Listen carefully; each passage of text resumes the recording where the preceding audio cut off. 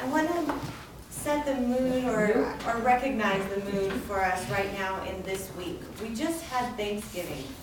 And I know that before you even took your last bite of food, was there someone trying to sell you something? Are you thinking about, as soon as you get done chewing, you're on your way to your computer, or on your way to meet a friend, or getting ready and thinking about what you're going to buy tomorrow on Black Friday, and how much money you're going to spend, or how much money you're going to save from now until Christmas? Well, I want to talk about that a little bit, because it affects each and every one of us in our financial freedom. And I want to help everyone remember to make wise choices, and saving money is fantastic.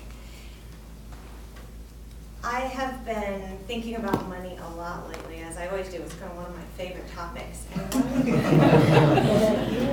But what I like better than money, because a love of money is not a good thing, but to understand money and to use it well, and to have peace in your heart is a very valuable tool. I know a man named Dave Ramsey. Has anyone here heard of Dave Ramsey? Okay. I've spoken about him a little bit. But Dave Ramsey has a program called Financial Peace University. And it really brings peace when you have control of your finances. And when you are able to make good decisions that don't have a consequence that hurts you on the other end. That's really valuable, and I'm going to share that program with you today, and it's called the Baby Steps. This is a picture of Dave Ramsey, if you haven't seen him. Some of you may also recognize the name Susie Orman. Maybe you recognize that. Both people have radio shows, they've written books, they have TV shows, they're world-renowned financial advisors. And today I want to go over the baby steps that Dave Ramsey puts together, because financial freedom is not, or getting in control of your money and becoming debt-free, it's not an easy thing, but these steps are simple and anyone can do them, and regardless of how much money you earn, you can get to a place where you feel good and you don't feel threatened about what you have, what you need, and your needs can be met. So I want to go through those steps, but I also want to touch base with each and every one of you, and I want this to be kind of interactive. So I've given you each a page there as we go through the steps, I want you to write them down, and then I might ask people questions and see how you are doing, or maybe if anyone has a question that we're on the topic, feel free to share that. But the baby steps to get started is to have $1,000 in an emergency fund. So write down $1,000 emergency fund. So what do you think is an emergency? Accident. Car breaking down. Car breaking down. Has that happened to anybody in the last month? I've had $1,024 in emergency or car emergency just last month. John? Yeah, same thing. The computer for the AC went out, and that's about $500. $500, yeah. So if you had $1,000 in an emergency fund that wasn't meant to do anything but take care of something unexpected, how would that make you feel? It would have gone on my visa. Excellent. Is Christmas an emergency? No. But what about that one unexpected guest that showed up? Oh no, and you don't have something for them. Dave Ramsey has shared, what about your children? They grew 2 inches and you had to get clothes for them. Is that an emergency? It shouldn't be. There's things you should plan for. And you can do those by budgeting. But how hard is it going to be to get $1,000? I want you to think about the money you have. Maybe you have some cash here. Maybe you have some checks sent in. You have some money in account somewhere. Can you gather $1,000? Is it going to hurt you? Can you do that today? Maybe you can't do that today, but I want you to think about it. And I want you to see where maybe you pick up a couple extra hours for somebody else, you earn a couple of dollars, and then put them away and tuck them there and have them for your peace of mind later. Step number 2 is to pay off all debt with a debt snowball plan. Now, Dave's program is a 15-week class where each week you read, you do some workshops, you have little groups together, and they talk a lot about this debt snowball. And what that would look like is if you were, say you have 4 credit cards, and the minimum balance on each one is $25.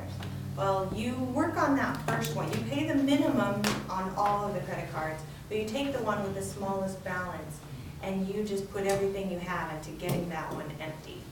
And then you go to the one with the second highest balance, and you act like you're still paying the first one, plus the other minimums, and then you just attack the second one with a gazelle intensity. Like if you can imagine a gazelle running away from a predator, and just everything you've got, just put all your money, your extra money, pay it down. We all have things that we want to buy. I want to ask about, for example, while you're doing this debt snowball, you want to try to not spend money in other places, like if you need new jeans. I want to raise your hand if you know how much the jeans cost that you're wearing right now.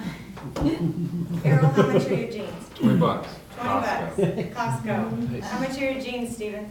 $25. $25. Who else? 30. Lori, 30? 50. 50. Anyone else got more expensive jeans than that? Wow. I know 2 people that I talked to this week that purchased jeans for $250. Wow.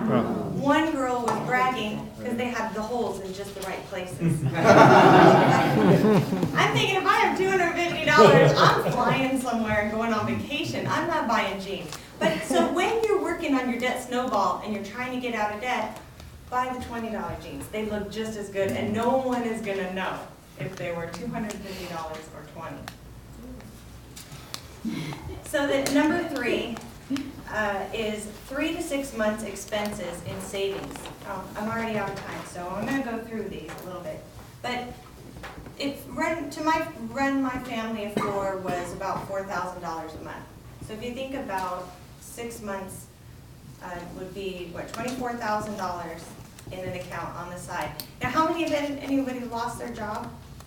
Have you ever just lost your job unexpectedly? You didn't see it coming? Yeah, it's happened to me. We're downsizing. Oh, we're moving out of state. Oh, sorry. What are you going to do? You have stress and you get upset. You worry. But if you had 3 to 6 months expenses on the side, you could breathe easy and then not worry so much and have the time to move on and to find something new. As you do these things, you become more and more available to then stop spending and start earning more money. Let your money work for you.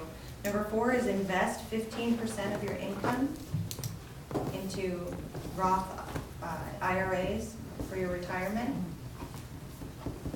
Number 5 is work on investing in pre-tax retirement plans.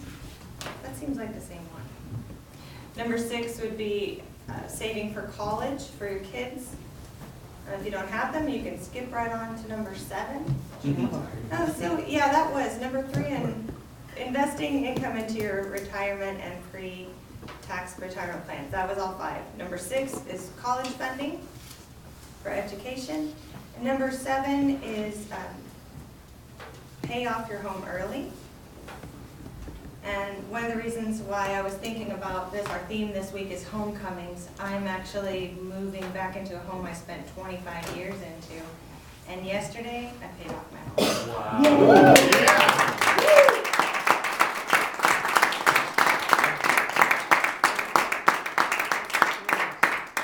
The last one, which is actually number 7, I got my numbers mixed up because I was in a hurry. I apologize.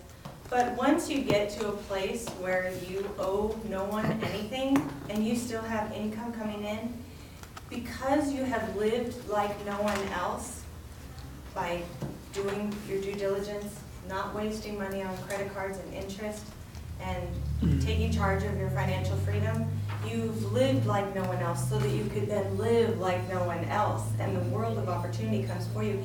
and also you can give like no one else.